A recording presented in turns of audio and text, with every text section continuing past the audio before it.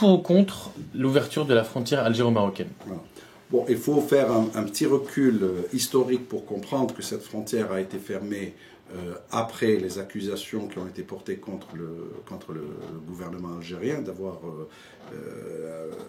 eu une main dans les événements, dans l'attaque terroriste de l'hôtel Hasni à Marrakech, ce qui n'était pas le cas. Le Maroc avait imposé des visas aux citoyens algériens, même aux franco-algériens.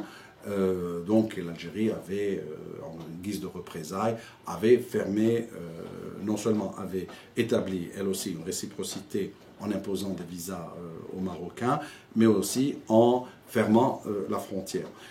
Donc la frontière n'est qu'un élément des problèmes qui existent entre l'Algérie et le Maroc. Il y a d'autres contentieux qui existent, notamment l'expropriation des propriétaires algériens qui étaient établis au Maroc. Bon, ça va très loin, ça va au-delà même de ce qui s'est passé en 1994 ou en 1975, mais aussi dans les années 60. Il y a eu beaucoup de problèmes.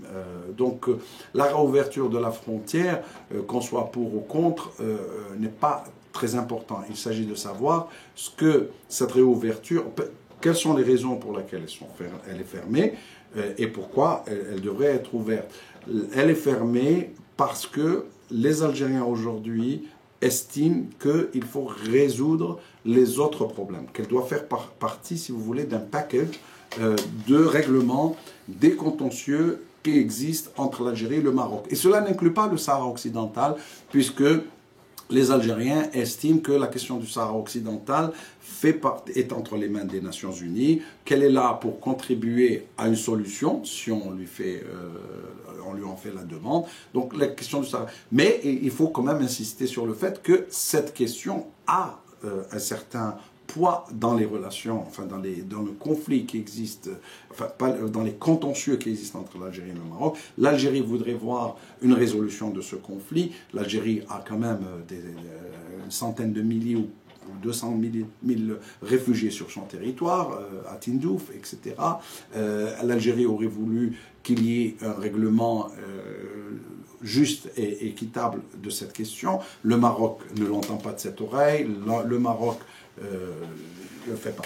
Donc, il faut voir aussi qu'il y a plusieurs produits aussi qui passent cette frontière et il faut comment garantir qu'une réouverture de la frontière se fasse sur des bases saines où il n'y ait pas vraiment d'activité illégale du secteur informel, de tous ces produits subventionnés algériens qui passent de l'autre côté.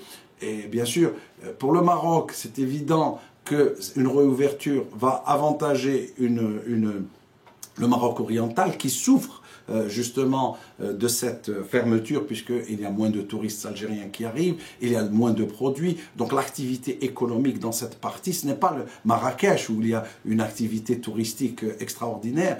Pour le Oujda par exemple, ce sont les Algériens qui venaient à Oujda, qui dépensaient de l'argent, qui occupaient les hôtels à Oujda, etc. Donc pour le Maroc, c'est très important.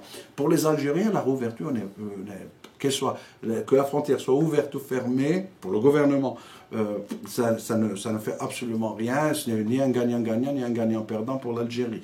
Donc c'est fermé, c'est là. Mais si vous voulez, c'est peut-être un outil qu'on utilise pour dire au Maroc, écoute, si tu veux qu'on règle nos différends, qu'on règle le problème de la frontière, il faut régler tous les autres différends à travers un processus de négociation, de discussion, etc. J'insiste encore sur le fait, non, pas sur la question du Sahara, que les Algériens estiment être un conflit entre les Sahraouis et les Marocains, et pas un qui est entre eux.